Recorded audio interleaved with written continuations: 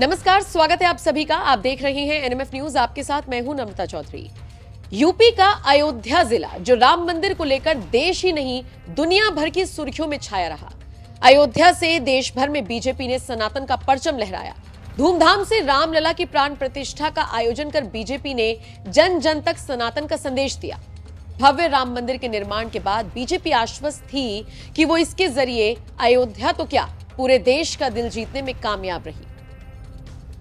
लेकिन लोकसभा चुनाव के नतीजों ने बीजेपी को सबसे बड़ा झटका इसी सीट से दिया।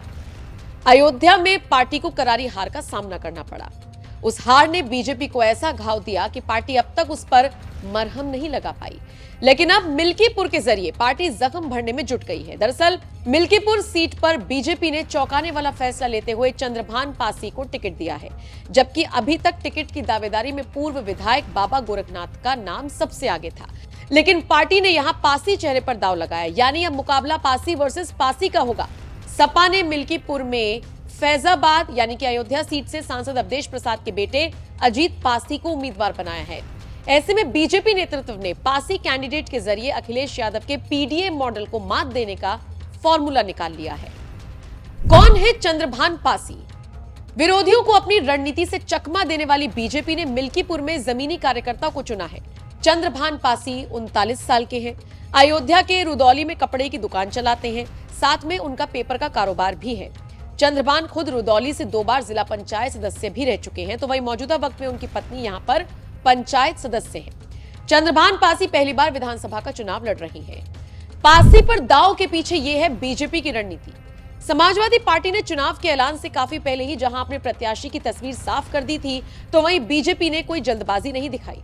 मिल्कीपुर सीट पर चुनाव का ऐलान होने के बाद अब जाकर कैंडिडेट फाइनल किया है। हालांकि इसकी तैयारी काफी पहले से चल रही थी। योगी के 6 मंत्री अयोध्या में डेरा डाले हुए थे। जमीनी स्तर पर नेता जुटे हुए थे। रायशुमारी भी तगड़ी की गई और इस लड़ाई को समाजवादी पार्टी वर्सेस बीजेपी की बजाय पासी वर्सेस पासी का बना दिया गया। तो वहीं अयोध्या में राम मंदिर लहर के बीच भी बीजेपी ने लोकसभा चुनाव में ये सीट गंवा दी और बाजी मार ली सपा के अवधेश प्रसाद पासी ने। मिल्कीपुर में भी समाजवादी पार्टी ने अजीत पासी को टिकट दिया और ऐसे में बीजेपी कोई भी रिस्क नहीं लेना चाहती थी। मिल्कीपुर सीट पर करीब 3.23 लाख मतदाता हैं। 1 लाख से ज्यादा दलित मतदाता हैं, जबकि 60,000 पासी मतदाता हैं। अब बीजेपी का सारा फोकस इन्हीं पासी मतदाताओं पर है, क्योंकि लोकसभा चुनाव के दौरान भी पासी वोटर्स ने ही निर्णायक भूमिका निभाई थी। मिल्कीपुर में 5 फरवरी को वोटिंग है, जबकि नतीजे 8 फरवरी को आएंगे। इससे पहले बीजेपी के बूथ स्तर के नेताओं से लेकर मंत्रियों तक ने मोर्चा संभाला हुआ है।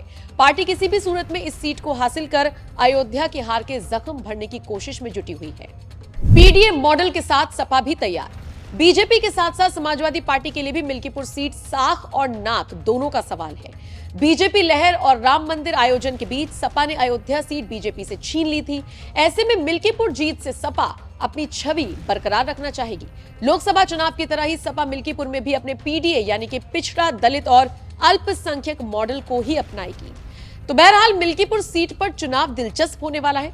देखने वाली बात होगी कि यहां सपा का पीडीए फॉर्मूला चलेगा या बीजेपी का पासी दांव। आपका इस पर क्या कहना है? कमेंट करके हमें जरूर बताएं।